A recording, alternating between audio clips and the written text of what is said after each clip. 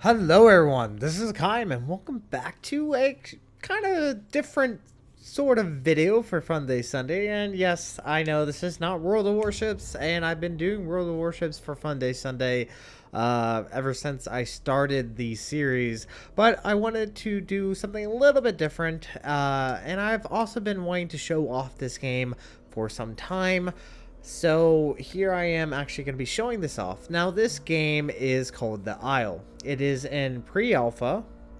It has been in pre-alpha for, oh god, since July last year. Probably even more, probably earlier than that. This game's been in pre-alpha for a while. It is $20 on Steam. And if you watch my video and you decide you want to buy it, go try it out. It's $20, not overly expensive. Just keep in mind it is pre-alpha and they are adding more stuff to the game. But what is The Isle? The Isle is a survival horror. This is what it's supposed to be, a survival horror. It's a online MMO.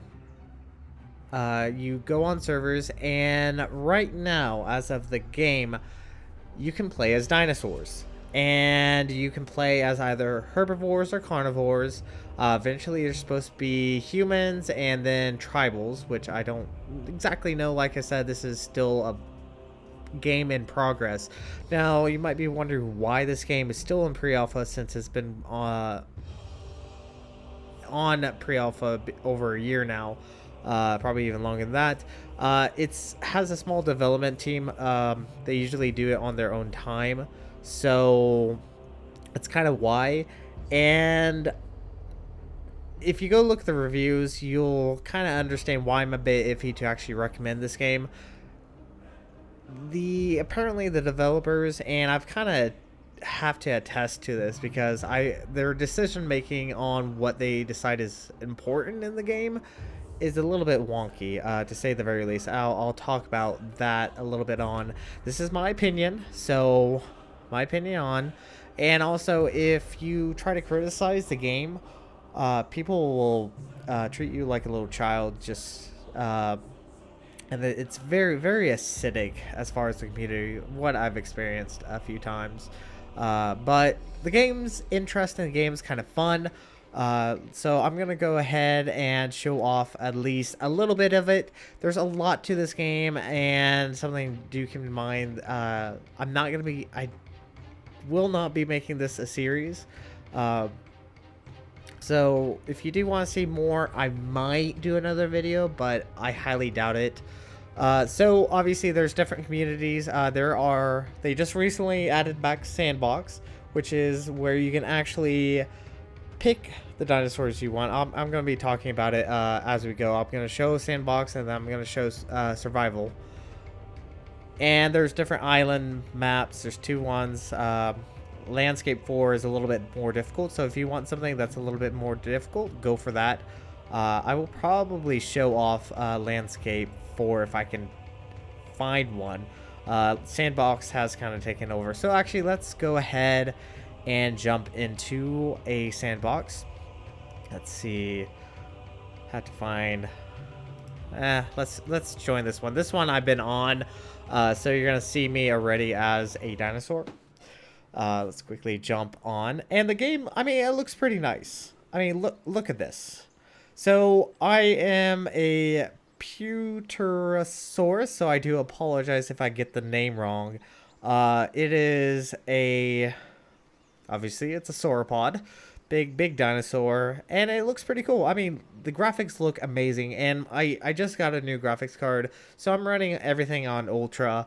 And once again, this game is still in pre-alpha, so that is something to keep in mind. And as you can see, it's actually very, very slow to walk. So as far as controls, it's very, very basics. WASD, you have your mouse control, which moves the sauropod around, the dinosaur around. You do have different calls, so there is broadcast.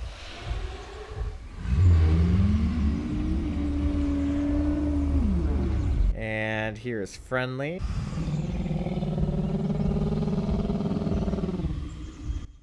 Here is threatening, or warning, or whatever it's called. and here is danger, like he's in trouble. And then there is a special call, which is F on the keyboard. Now, what may really become difficult, especially when you first start off as the low tier. So there's a tier system in the game. And for herbivores, you start off this little tiny thing. I'll show it off when we go into survival. And you have to find the specific blue plants to progress. You have to eat a certain amount. And yes, there is hunger and there's thirst in the game. And the map's huge. Just to give you a scale, this dinosaur is huge, and it takes a while for it to actually get it moved around. So at the bottom right, you'll see that there are 3 different ones for anyone that knows nothing about this. So you have your hunger, your stamina, which is you can put on pressing the shift key, and you have your thirst. Now, obviously, this is not the quickest dinosaur, so I will be actually jumping off this thing as soon as I can. But right there, if you can see those little plants that are kind of blue, those are the plants that you have to look for for herbivores to actually progress. So you have to eat a certain amount of these plants to actually progress. Now, here's something I wish I would have known when I first started playing, because there wasn't really a good instruction video on the aisle. Is if you press insert on your keyboard, you get this tells you your position. Obviously I'm at 450 on 108. There is bleed, so you can actually take damage. You obviously will get attacked by carnivores. Carnivores are a little bit different. I'm going to talk about them in just a second. You have your health. You can see that's a lot of health. 49,000 points of health. That's a lot of health. You have hunger, you have thirst, and you have stamina. And there's a variety of different features. You have resting, limping, feign limping. So you can actually break bones. I'm trying to see if I can throw myself off. So my main probably issue, especially with this dinosaur in particular, is you lose about 200 hunger per minute. And the pew eats trees, and it gains 1 hunger back for every tree it eats. So that's kind of this huge, and that's kind of been this issue for this dinosaur for a while, is where it has a huge issue on staying alive. It just eventually dies of hunger. So huge issue with it. I don't know if they have actually fixed that, but definitely a huge issue. And I'm gonna see if I can kill myself. You can die. I've never tried this with a pew. And just look at this. He's walking on the back 2 legs. Okay, surprisingly, I'm actually able to walk down this. So huge issue is their focus on what is a priority. So this dinosaur was not a priority for them, and this dinosaur cost a huge amount. So let's actually show you the progression on well, here, let me show you the sandbox, and then we'll go and jump over to survival real quick, just to show off how survival kind of works. So whenever you exit or you hit escape, you get this respawn allowed in 7 seconds. So, and then you also have a safe logout, which saves your progress. So since this is survival, you do have to be careful of your surrounding and making sure you're able to actually stop and pause, because I can't do anything if something decides to attack me. So once it's fully clocked down, we can hit respawn. And this is where it gets kind of interesting. So there are a variety of different dinosaurs. There is the Gallimimus, which is, I believe, the tier 2. There is the Pew, which unfortunately that's a little big. There's the Shant. This is another of the tier 5 dinosaurs. One of the overpowered dinosaurs in the game, actually. More overpowered than the T-Rex. Then we have the, oh good lord, Therizinosaurus. Oh good lord, I do apologize. I grew up loving dinosaurs, so this game was kind of a cool thing. And then there's the Diabloceratops, Dryosaur. Actually, sorry, the Gallimimus was tier 3. Sorry. for everyone that actually has played the Isle, I do apologize. Triceratops, of course. Stegosaurus. Then we do have the Myosaurus, Ankylosaurus, and then the one little cool feature in the Pachycephalosaurus is that there are juveniles. That's actually kind of weird symbol. This is the tier 1 herbivore. This is the Citrosaurus, or aka the taco. But one cool thing about the Isle is they've actually introduced nesting. So you can be nested in as a dinosaur, and you start off as a baby. So you start off as the smaller version of these dinosaurs, and you have to grow up, and that takes time. And that's the whole gimmick of this game, is it's based on time, especially for carnivores. Carnivores, you start off, let's see if I can actually find it. Osteoraptor.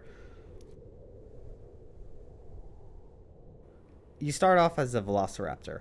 And for the carnivores to actually progress, you have to spend about, I think it's about 100, no, it's about 30 progression points. I think they actually bumped it up or whatever in the recent patch, but that's actually 30 minutes in game to get to the next tier.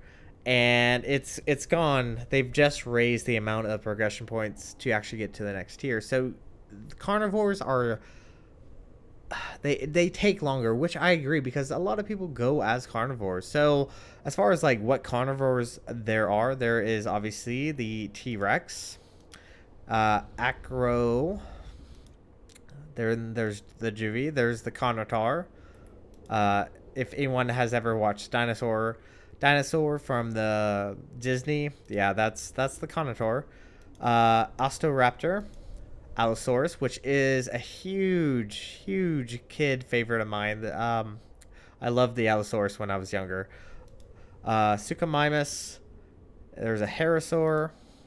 There's another T-Rex. I don't know why there's two different ones. Subadult, juvenile, and there's a Hypo, which is kind of interesting. I don't really understand the gimmick, but this is like supposed to be the top tier of the top tiers of carnivores. Don't really know why, because it isn't a real dinosaur. But anyway, there's a Utah Raptor, which is obviously the raptors from Jurassic Park, Baryonyx, and Velociraptor, and Spinosaurus, and Gigantosaurus. So there's a huge variety of different dinosaurs for you to actually go through. And my I guess major issue right now is there's not really, especially if you're on a smaller server, there's not really much you can do. It gets kind of boring because you're just kind of walking around trying to find water, and that's the big issue, is the maps are very hard to find. They're actually impossible to find now because they went back through the forums and deleted the entire forums, and that's I just don't understand why. But they destroyed all the old maps, and the maps were a bit iffy. And this map, like I said, is huge, and the water sources are quite few and far apart. So this game can be extremely difficult to actually play with. And I just kind of want to show off the size comparison between the Allosaurus and this Pew that we actually see here. There's actually a few others. Now there's actually a day and night cycle. As you can see, the sun is actually starting to set and it's starting to get dark. But the dinosaurs do have night vision, so you can actually kind of see a little bit better.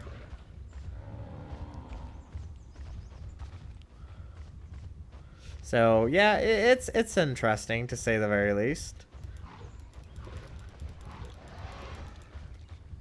But I'm actually gonna go ahead and jump into a actual survival, and so you guys can kind of experience how the game is supposed to be played when the game is fully released. So let's quickly jump over to survival. All right, so I went and joined a server that is actual survival. So this is the screen that you'll get when you first join a survival. And for anyone that is curious, I joined the landscape 4. So this is going to be the different type of map compared to what we saw at the beginning. So you come to the screen. As you can see, there are 4 different, I guess, classes, clans. There's humans, which are not in the game as of yet. They're still working on it. There's primitives, which we know nothing about. And then there's obviously herbivores. So you can see how it's all set up. So you start off with the taco. Then you tier up to the Dryosaurus, and this requires 30 points. And then for the next tier, you have to find 120 of those blue plants. And then it kind of actually becomes interesting because you pick one of these, but for you to go to, say, the, let's say Stegosaurus, you have to play as the Diablo. So you have to go up a certain line just to get to the Stego. But if you want to play the Yankee, you have to go to the Pachycephalosaurus. I'm not even going to try to pronounce that. And then obviously Diablo, you can go up to the Triceratops. Now the Gallimimus, which you can play as, but there's nothing you can actually tier up to, so that's kind of weird. But once again, it's pre-alpha, so not everything's in the game. Now the Maya actually allows you to go up to the Shant, which is once again the top tier dinosaur, and then the Pew, pretty much everything can go up into that. And you can see 600 points, 600 of those little plants to get to the Pew, which you'll get, and then you'll die of starvation. So carnivores are a little bit more fleshed out, and of course everyone always tends to play them because they tend to be a little bit more fun than, say, playing as the herbivore. So Velociraptor, you need 120 minutes to get to the next tier. So that's about 2 hours playing in the game, playing 100, just playing 2 hours just to get to this tier. So then you have the Osteraptor, and then the next tier you have the Utah Raptor, and you have to spend 300 points. So that is almost 6 hours. Yeah, almost 6 hours just to get to the Utah Raptor. Allosaurus requires 360. Baryonyx requires 180. Suchomimus 360. So 6 hours. So that's 12 hours. So that's a very long time, which I kind of agree with, because carnivores did kind of overrun, and they still kind of do, especially with the gimmick of nesting. You can actually nest in someone into a T-Rex. So Spinosaurus and Gigantosaurus, oh my good lord. I do apologize to everyone who's actually a dinosaur expert. I'm trying my best, but these are the top tiers. You have Spinosaurus, T-Rex, and Gigantosaurus. So I'm actually going to play as herbivores. I like playing as herbivores. I think it's more fun. So we're going to play as the little taco. And let's see how things go. So we are this tiny little thing, and hopefully we won't have any issues as the game actually loads in. Okay, there we go. So one other thing is, when you first start off, for everyone that's still kind of curious about like controls, if you press Z, you turn into a trot. So you can see there's a regular walk, and then Z allows you to actually trot around. Now you can run by holding shift, and it allows you to get around a little bit quicker, and our stamina does eventually drop. Now when you first start in this game, you are going to have no idea where to go. It really does suck, and you'll eventually starve and die of thirst. Let's see. I think I know where I'm at. I'm at 716,663.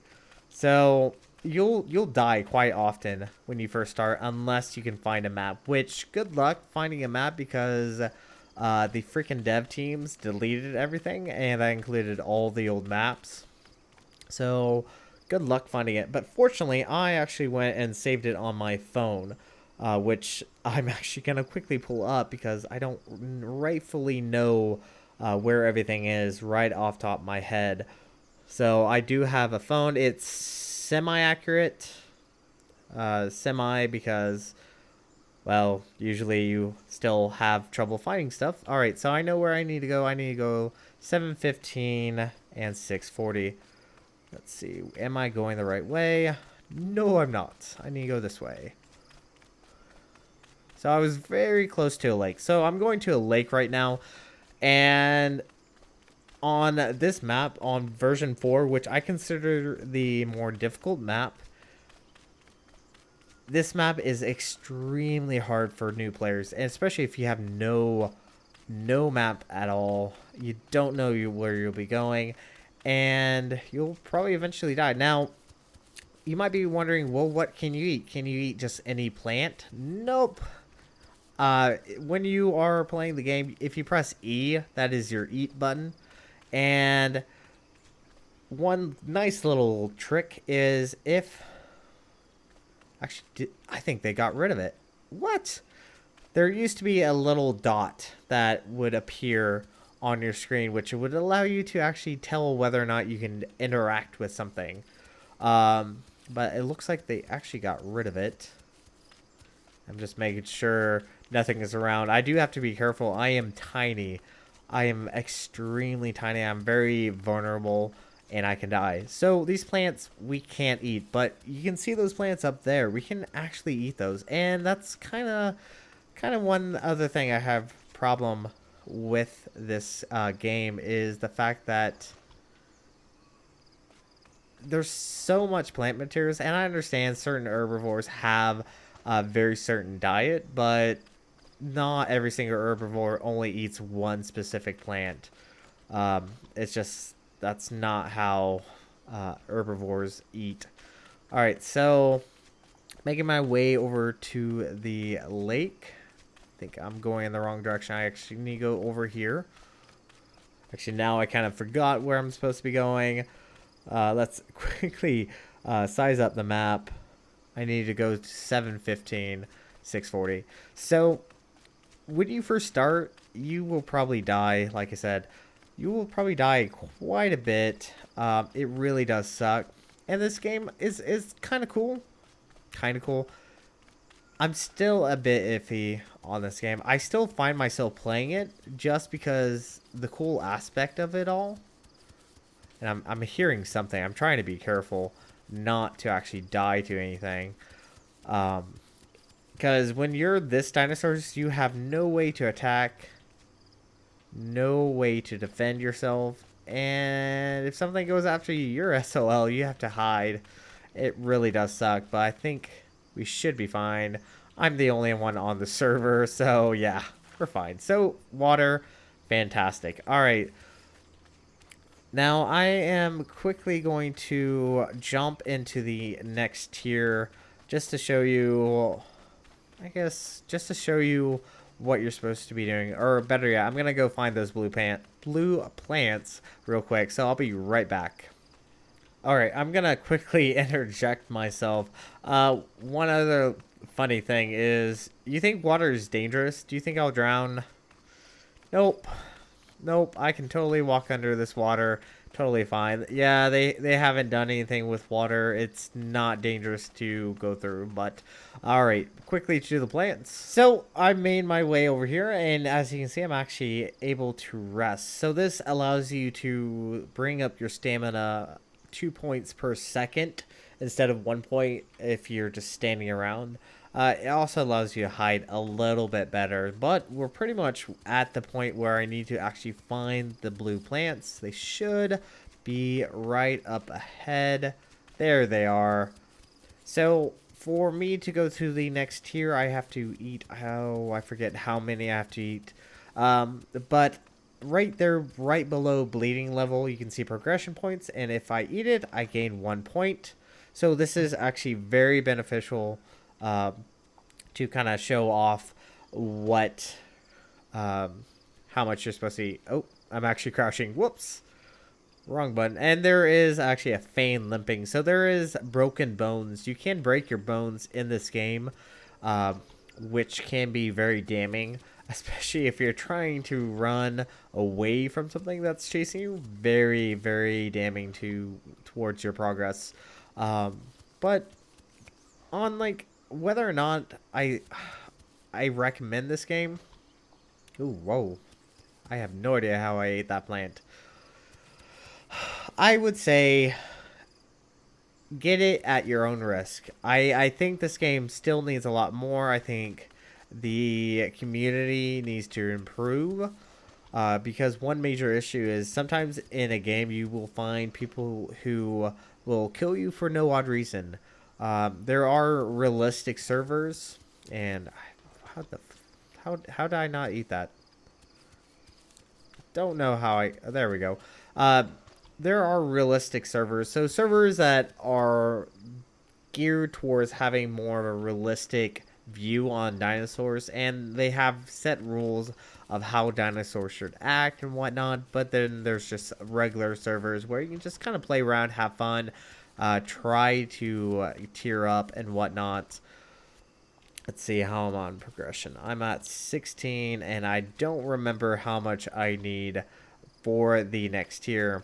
So there are people who will just kill you. They are called KOSers or KSO, whatever. They're KOSers or people who kill you. There's also Care Bears, basically those that just protect anyone and everything. And it kind of ruins the fun. I like the idea of more of a realistic server more than anything else. I think it's more fun to actually play. Now, like I said, if you play on like this type of server, you're gonna get bored. And that's the kind of main issue I have with the Isle is there's really there's no end goal. Like even with Minecraft, there's an end goal. Like you can do whatever you want in Minecraft, but there's no end goal for the Isle. Yes, you can have fun in this game, and you can explore. There's this map is huge. Just to let you know, this map that I'm on is bigger than the previous map I was on. It is downright huge, and there's a lot to explore. A lot you could probably do, but I don't know. I'm still a bit iffy on this game, and I need 30 points, and I have 20. Oh boy. Let's see. I think I am probably screwed. Yep, I'm probably screwed because I think they recently bumped up the points. So now it takes more points just to reach the next tier, and I think I just ate everything around here. I'm going to quickly run through these bushes, see if I can find any hiding blue plants. But yeah, I don't think I'm that lucky. Now, the blue plants will actually reappear. They do take some time. There is one right there, and could not actually get it. And for some reason, I'm eating anything but that blue plant. But on whether or not, should you get this game, I'd wait. Honestly, I'd wait. I got it because, well, I wanted to try it out myself. And if you're not quite certain, I'd wait, see how the game progresses. Watch, I guess, Anthonium is a good person to watch. And beware of Dondi, he's evil. I'm just kidding. I'm just kidding. Just chill out. Just kidding. So, just keep an eye on this game. I think this game really does have potential, and I think I'm not going to be able to go to a tier 2, which kind of sucks. I think I probably actually am going to die of thirst unless I run back to that lake. Alright, so that's going to be kind of a quick look at the Isle. Whether or not you do decide to try it out, I think it has potential. Like I said, I think it has potential, but I do still find myself playing this game, and it is a very beautiful game. They have done a lot of work towards it. Still definitely needs a lot more, but thank you guys so much for watching, and if you like what you saw, hit the like and subscribe button. You guys have a great and fantastic day. Zai Gen.